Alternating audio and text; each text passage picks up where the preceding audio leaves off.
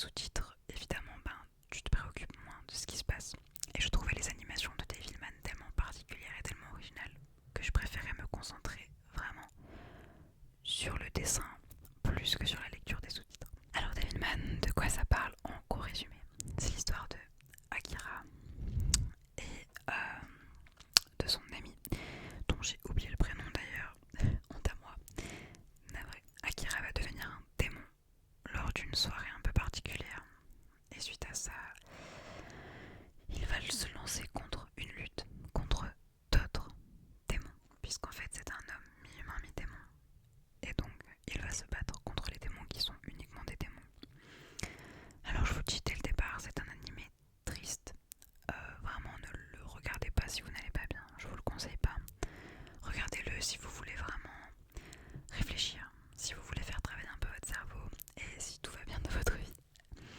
Mais blague à part, l'animation est particulière. Il faut vraiment partir sans a priori et il faut savoir s'y adapter vite. Mais franchement, ça fait bizarre pendant les 10 premières minutes et après on s'y habitue très très vite. Et en fait, les couleurs sont très bien maîtrisées puisque tout est un peu terne. Vous verrez dans les ambiances globales, tout est pâle, tout est terne. Ça manque de relief d'ombre, je dirais. Mais en fait, ça colle tellement avec tout le reste. Et les animations des combats, les jeux de lumière, ensuite les jeux de couleurs sont tellement bien exploités que franchement, le reste, c'est clairement secondaire. Alors, pourquoi ça m'a autant marqué? Parce que c'est un animé qui a une fin, désolé de vous spoiler un petit peu, mais dramatique. Je ne développerai pas pour pas vous spoiler parce qu'il faut que vous le regardiez. Mais la fin est dramatique. Et j'aime bien les animés avec des fins un peu dramatiques, comme Cyberpunk, dont on reparlera plus tard. J'aime bien parce que, au moins, c'est clair, net, précis. Devilman, ça tient en 12 épisodes, comme Cyberpunk. Vous le regardez en une après-midi, allez, 2-3 jours, si vraiment vous n'avez pas de temps. Et voilà, au moins, une fois que c'est fini, c'est terminé. L'animé, vous l'avez vu, vous en avez eu plein les yeux, plein le cerveau. Et après, l'animé vous laisse seul avec votre réflexion et avec vous-même. Et c'est à vous d'interpréter. Et j'adore les animés qui se passent comme ça. J'aime pas trop, j'ai du mal avec les animés qui sont très très longs, qui ont beaucoup de filaires, etc. C'est pour ça que je suis pas fan de Naruto. Désolée les gars, je sais que je vais en fâcher certains. Mais j'ai jamais trop accroché avec Naruto. Donc en tout cas, Devilman, incroyable, je vous conseille vraiment de le regarder. Je vous ai dit ça tient 12 épisodes, c'est dispo sur Netflix. Ça vous prend une soirée, moi je l'ai vraiment vu en une soirée uniquement. Vraiment, c'est des amis à moi qui me l'avaient conseillé. J'ai regardé les 2 premiers épisodes, j'ai dit ok, il faut que je continue à le regarder. Et j'ai tout terminé, c'était super et c'est un très très bon animé que je ne peux que vous reconseiller. Ensuite, parlons de Jojo. Alors je sais que certains d'entre vous vont être très contents parce que Jojo a été pas mal cité dans ma vidéo sur les mangas. Parce que je sais que les fans de Jojo sont nombreux, même si c'est un animé qui, étonnamment en français, est assez de niche, j'ai l'impression. Parce que beaucoup de gens ont du mal avec les dessins. En tout cas, c'est ce que moi j'ai entendu de la part de mon entourage, d'amis à moi, même de gens avec qui j'ai échangé sur internet. Les gens ont un peu de mal à accrocher à cause des dessins.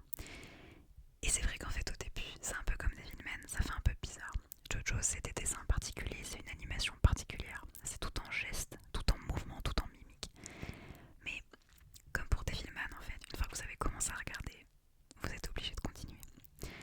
Si vous aimez l'action, vraiment, si vous aimez l'action, le pouvoir, en fait tout ce qui fait qu'un animé est un animé, c'est Jojo. Vous retrouvez tous les codes classiques de ce que les japonais savent le mieux faire.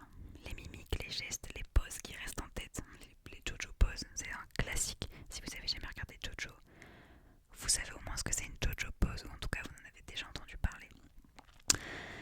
En fait Jojo, pour moi c'est un pilier des animés. Et j'ai pas lu le manga donc je peux pas vous dire ce qui est le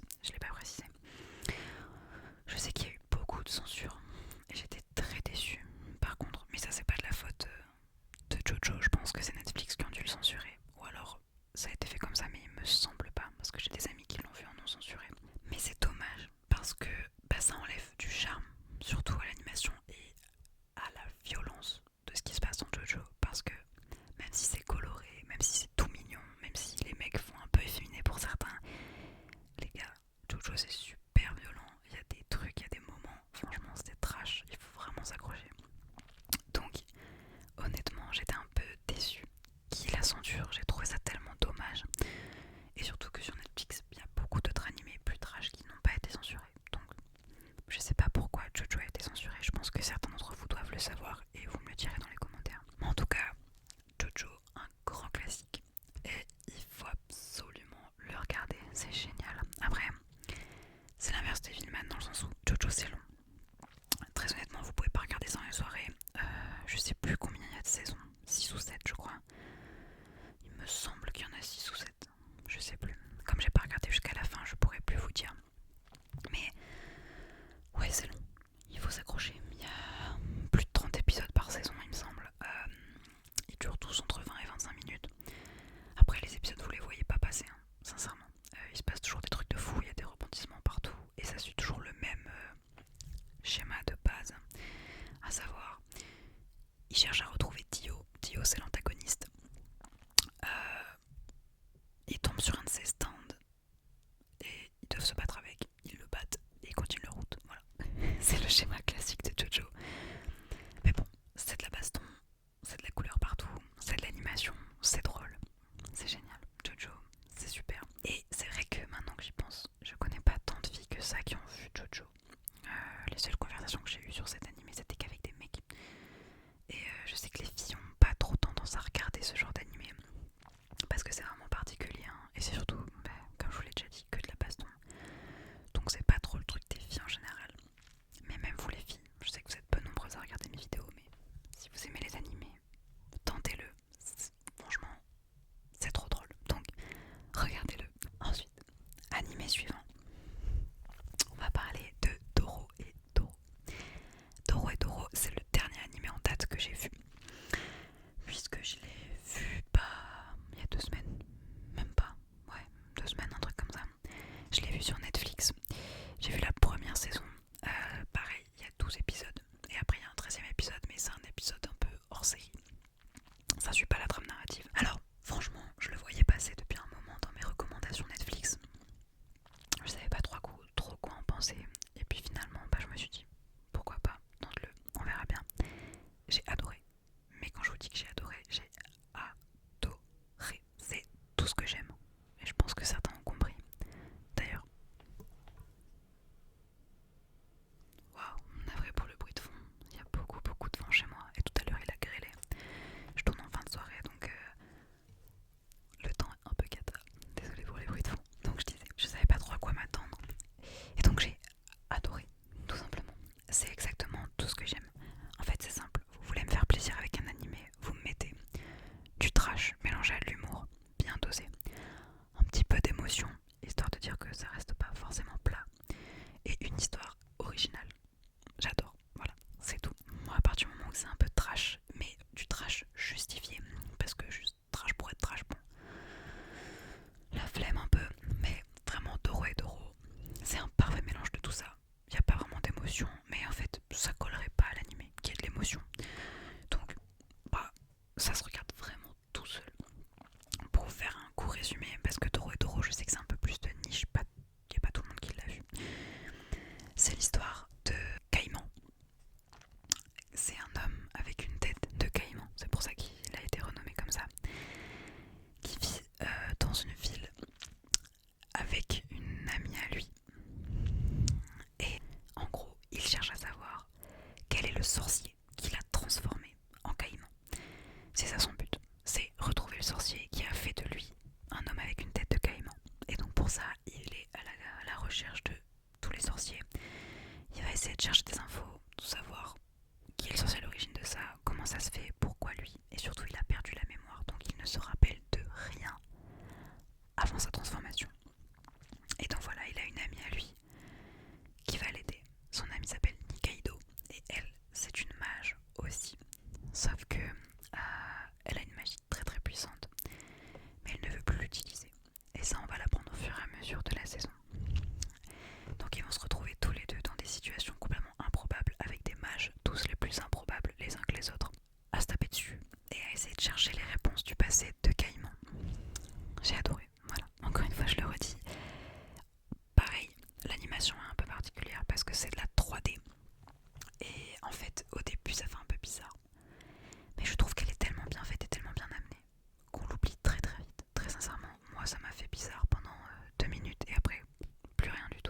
suis habituée, mais comme ça. Et les dessins sont simplistes, je pourrais dire. Les visages en fait sont assez simples. Enfin, simples. C'est pas simple le mot que je cherche, excusez-moi, c'est pas le bon terme. Les dessins font assez manga des années 90, je trouve. Vous savez, à la Akira, en fait, c'est ça. Ça ressemble vachement à Akira dans les dessins. C'est des personnages qui ont des têtes très rondes, avec des tout petits yeux, en fait. Bah voilà, c'est un peu le même style qu'Akira dans les dessins, mais il faudrait que je me renseigne, c'est peut-être même fait par le même studio d'animation. Je sais pas, peut-être. Mais en tout cas, j'ai vu sur internet que le manga était aussi très trash. Et j'aimerais bien m'acheter le manga, je vous avoue, parce que sur Netflix, il n'y a que la saison 1. Et j'ai regardé sur internet, apparemment la saison 2 a été confirmée, mais on n'a aucune date, on sait pas du tout, donc bon, ça reste encore pour moi une rumeur, donc on va voir. Mais ce serait génial qu'ils sortent une saison 2 parce que la saison 1 est super. Et en plus, on n'a encore aucune réponse à la fin de la 1, ça se termine comme ça, donc je suis un peu sur ma faim et j'aimerais vraiment savoir qu'est-ce qui se passe par la suite. Est-ce qu'il va arriver à Caïman et à Nikaido? Donc voilà, Doro et Doro, un animé très drôle. Vraiment, je me suis surprise à rire vraiment devant l'animé, devant des situations loufoques ou improbables. Et à la fois, vous vous posez plein de questions. Vous avez vraiment envie de savoir ce qui se passe après, parce que tous les épisodes servent à quelque chose et tous les épisodes servent au développement de l'histoire. Donc vous avez toujours envie de savoir ce qui va se passer ensuite. Et c'est génial. Vous les voyez pas passer les épisodes, vraiment. Donc je ne peux que vous le conseiller. Ensuite, passons à Cyberpunk 2077. Alors, Cyberpunk 2077, je pense que vous l'avez tous vu. Si vous regardez ma chaîne, en tout cas, je pense que vous l'avez tous vu, ou en tout cas en grande majorité. Donc pour ceux qui ne l'ont pas vu, je vais vous faire un très bref résumé. C'est l'histoire de David, un jeune homme qui vit à Night City, donc la ville du jeu vidéo Cyberpunk. On y reviendra après. Donc David qui vit avec sa mère, et sa mère rêve qu'il intègre la société Arasaka, qui est la société qui dirige littéralement la ville. C'est la société qui tire les ficelles de tout, parce que Night City est une ville très très corrompue, avec beaucoup d'alliances, beaucoup de délinquance, etc. Et il va se passer certaines choses qui font qu'il n'intégrera pas Arasaka, et il va devenir un chasseur de primes. Son but, ça va être de devenir un grand chasseur de primes, de marquer l'histoire, mais de rendre fière sa mère, surtout, c'est ça le plus important. Donc il va intégrer un groupe de chasseurs de primes pour qui il va travailler. Et il va se faire implanter ce qu'on appelle un Sandevistan, qui est, comment vous expliquer, un peu comme une colonne vertébrale bionique. Donc il va se faire implanter le Sandevistan dans le dos. Et grâce à ça, il va développer des pouvoirs surpuissants qui vont malheureusement le mener à d'autres choses que je vous laisserai découvrir. Mais en tout cas, voilà,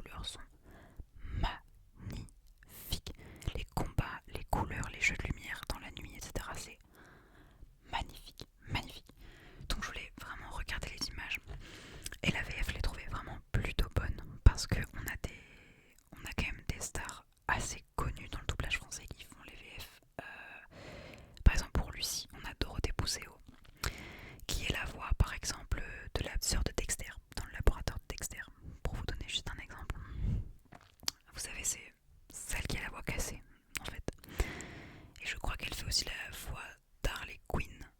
Ou alors je dis une connerie. Non, pas Harley Quinn je crois, je sais plus. Mais en tout cas, Dorothée Pousseau, une superbe voix, connue du doublage français. En tout cas, c'est un animé qu'il faut voir.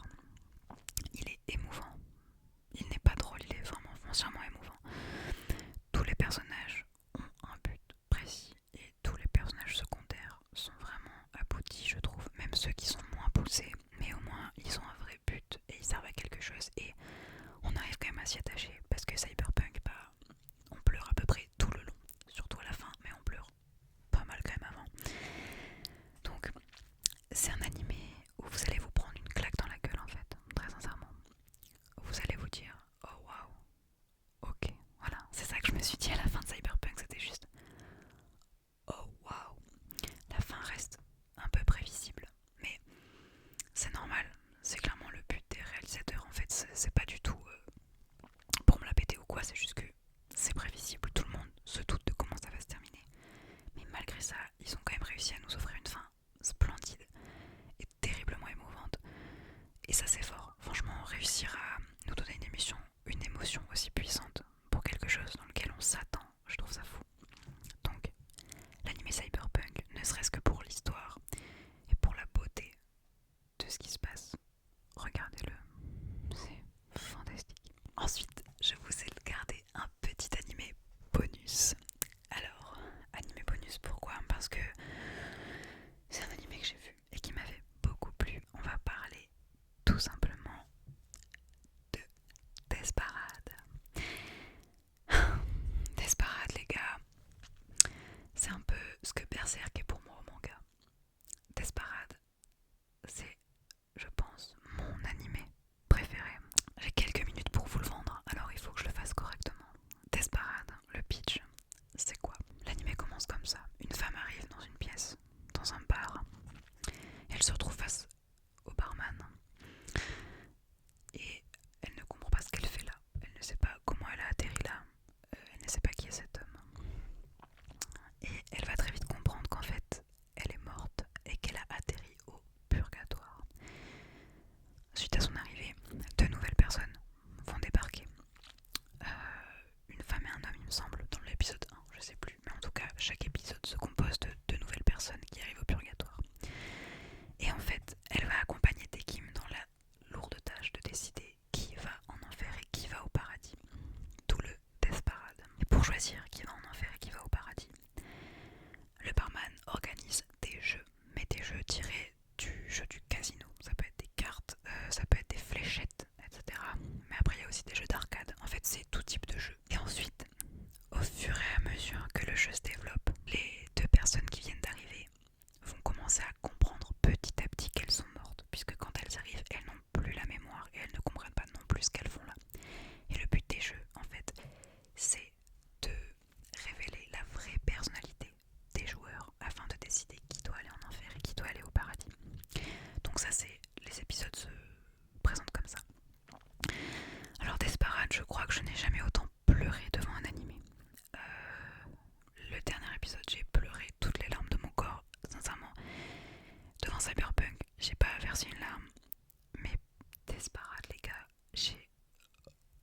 j'étais au bout de ma vie, très sincèrement. En plus, je me rappelle très bien de ce jour-là. Je finis Desperate et après ça, je finis Assassination Classroom. Ah, j'étais au bout de ma vie, vraiment, j'étais au fond du seau. Donc bref, revenons à nos moutons.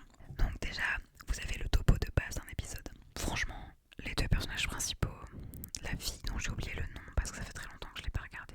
Je suis désolée, les noms, j'ai trop du mal à les retenir. Ça fout la honte, en vrai. Désolée, la meuf a dit que c'est son animé préféré, elle se rappelle même pas du nom de l'héroïne principale. La honte à moi. Les deux personnages principaux sont fantastiques. Tekim, je l'adore. Vraiment, j'adore ce personnage. Il est, en fait,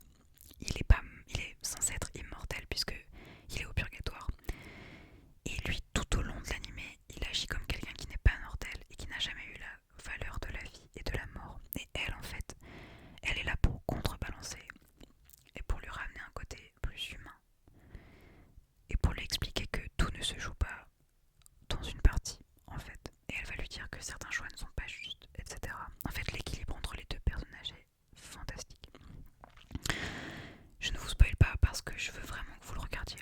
Alors, je suis un peu dégoûtée parce que je l'avais vu sur Netflix à l'époque et je voulais me le re-regarder il y a quelques temps et je ne le trouve plus nulle part. Crunchyroll, vous êtes des bâtards parce que sur leur appli et sur leur site, c'est écrit qu'ils l'ont, ils ont l'animé, sauf qu'en fait quand vous cliquez dessus, bah y a rien. D'ailleurs les commentaires, c'est que ça. Donc Crunchyroll, vous faites des feintes, je vous déteste. ADN, il n'y a pas non plus. J'ai regardé, je crois qu'en fait pour le trouver, il faut soit aller sur des sites de streaming bresson, soit l'acheter carrément, acheter le coffret. Donc je suis un peu dégoûtée parce que c'était vraiment un animé génial. Sauf qu'en fait il est passé complètement à la trappe, puisqu'il n'y a qu'une seule saison qui tient en 12 épisodes encore une fois.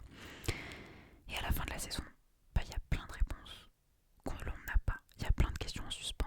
On ne sait pas pourquoi elle a atterri là, pourquoi elle est restée, on ne sait pas. Enfin, il y a beaucoup de choses qu'on ne sait pas. Et bah, ça se finit, on pleure, mais on n'a pas de réponse. Et c'est dommage, j'aurais vraiment espéré une saison 2, mais ça n'a pas marché, il faut croire. Donc bah, je pense que j'ai renoncé à voir la saison 2.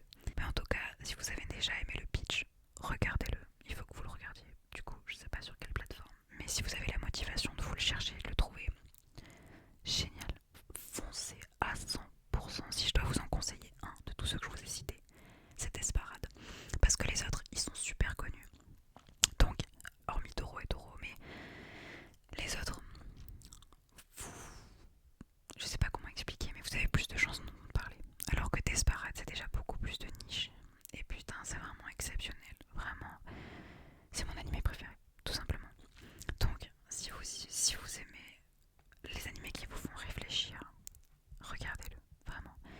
L'épisode 1, ça commence littéralement avec une partie de fléchettes et chaque case de la cible représente une partie du corps humain de l'adversaire. Donc, le centre étant le cœur. Rien que ça, déjà, je trouve ça trop stylé. Bref, Desparade, il faut le regarder. Je vous le conseille à 1 milliard de %. Enfin, voilà. Désolée, j'ai parlé sans regarder le temps. La vidéo sera un petit peu plus longue que d'habitude, mais bon, c'est pour la bonne cause parce que c'est vraiment des animés qui me tenaient à cœur. Et ils sont pas tous forcément très connus. Je pense à Doro et Desparade surtout. Mais en tout cas, si vous en avez déjà vu certains qui sont dans la liste, ce qui ne m'étonnerait pas, trop cool. J'espère qu'on pourra en parler dans les commentaires. Dites-moi si vous avez